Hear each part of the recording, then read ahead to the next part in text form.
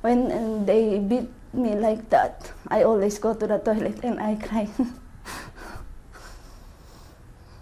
That's why I ran away. Monette left her 2 small children and husband in the Philippines to work as a maid in Lebanon, hoping to pull her family out of extreme poverty.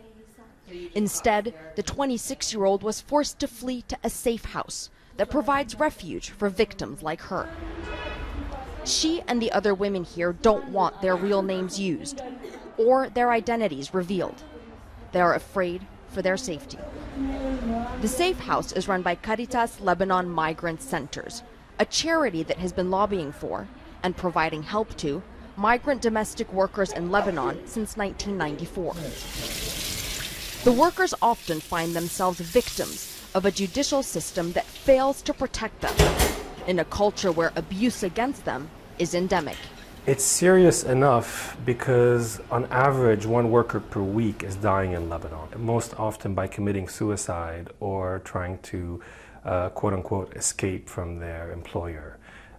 It's a terrifying statistic, and it has caused capitals in countries where these workers are coming from to take notice, because one of the ambassadors of Ethiopia once told me, "I'm no longer running an embassy here, I'm running a morgue."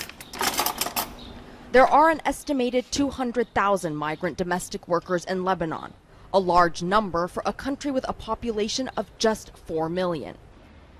Abuses against them so common that the Philippines, Nepal, and Ethiopia have banned their citizens from coming to Lebanon as migrant workers.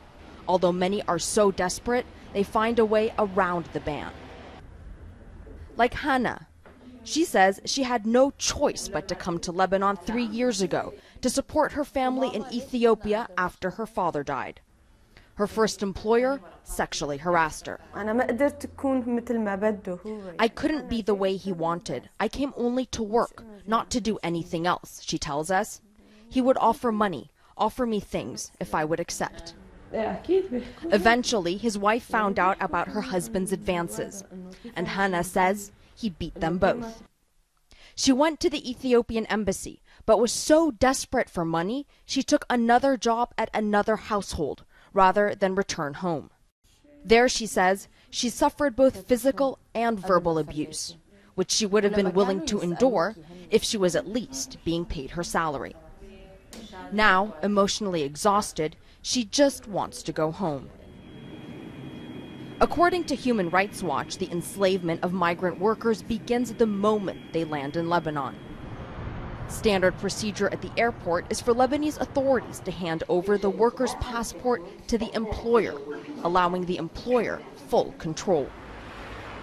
The majority of workers are never allowed to leave the house on their own, and according to Human Rights Watch, either they're paid late or not at all. In many ways, their treatment is akin to modern slavery. There are no doubt some of them have wonderful experiences, but to many of them, this is indentured servitude for a number of years. And the state, the Lebanese state, similar to states in this region, instead of protecting these workers, they rush to protect the employer. Lebanese labor law has no protection for migrant workers. For its part, the government has stated that it intends to improve conditions for migrant workers. To record messages, press 1. The Ministry of Labor set up a hotline, but the phone hardly rings, as most workers are not aware of its existence. And in January of 2009, the ministry implemented a standard contract that is intended to guarantee things like on-time payment and days off. All this has been already started, and we are implementing, we are taking these measures in order to avoid and to give the feeling to the domestic worker that he is protected by the law. However, Human Rights Watch says the contract falls far short of protecting the workers. For example, the right to leave the house remains in the hands of the employer. Sinetta from Botswana had contemplated jumping 6 floors to escape. Her employer, she says, used to lock her up, smash her head into a wall. I don't do nothing. It's only the tears falling down. I'm crying. There's nothing to do because her husband, he's here. He don't want me to do nothing. I don't find, I don't do. I was still like an animal. Even I bleed, she don't care. After she finally ran away, she ended up hospitalized in a psychiatric ward for 2 weeks.